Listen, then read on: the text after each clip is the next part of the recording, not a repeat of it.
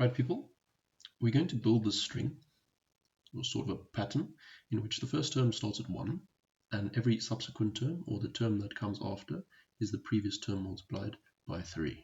Alright, so 1 times 3 times 3 times 3, and we keep track of the total, so we keep adding the terms together. So 1 plus 3 is 4, 4 plus 9 is 13, 13 plus 7, 27 is 41, 41 plus 81, 122, and so on and so forth.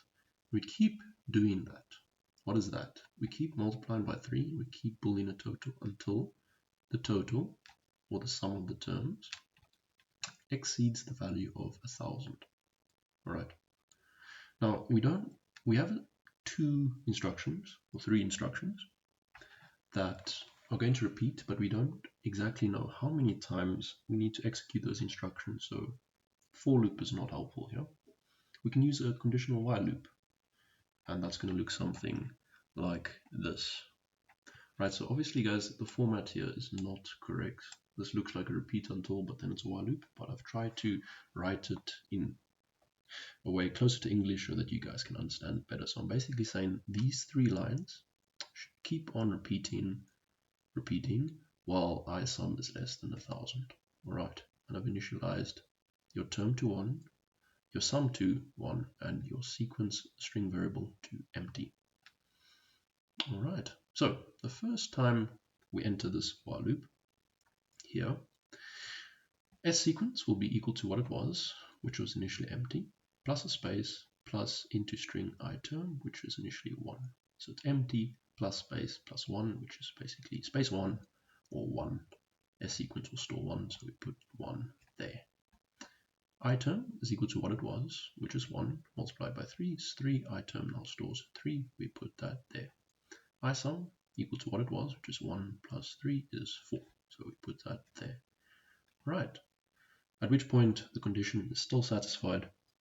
4 is less than 1,000, so we'll enter into our second time here. So we are now here. Alright, S sequence is equal to what it was, which was 1 plus a space plus iTerm. Alright, so 1 plus a space plus iTerm, which is 3, so that's 1, 3. 1 space 3, we put that there. iTerm is equal to what it was, which was 3 multiplied by 3, which is 9, so this now stores 9.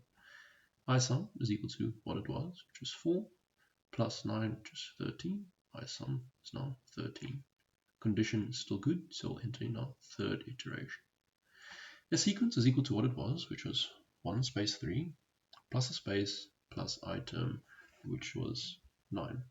Right, so 1 space 3, space 9, and that's that. iTerm is equal to 9 times 3 is 27, put that there.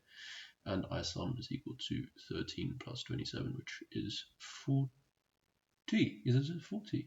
Oh my goodness, my math was wrong. Yeah, it was 40.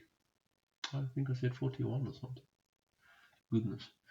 Right, condition is still true. This will keep on going, guys, until here, where iTerm is increased to 729, added onto what isum was, which is 364, and that gives us 1093, in which case this condition here in the while loop is no longer satisfied. Our while loop will terminate, and that will be what our sequence looks like. Right, I hope that makes sense. Let's look at our code in the Delphi IDE. We've initialized 3 variable children, teenagers, lazy teenagers. Hopefully this will cater to your dopamine brains. I'm not saying I'm not the same, guys. I enjoy learning on YouTube. This is why I'm making you guys the videos. But you guys need to do your part. My goodness. Right, so I've initialized 3 variables. Notice the naming of the variables, guys. iTerm is not SpongeBob, alright? It makes sense. Also the indentation. You guys have been telling me the whole here, so we're going to indent. Yeah, I don't know if you noticed, but it's term 4. Just like that, life goes by. You are your habits. Right, so build good habits, guys. Indent and name your variables properly. And then I've simply displayed the sequence in my edit box. Right guys, that's it. Take care, enjoy.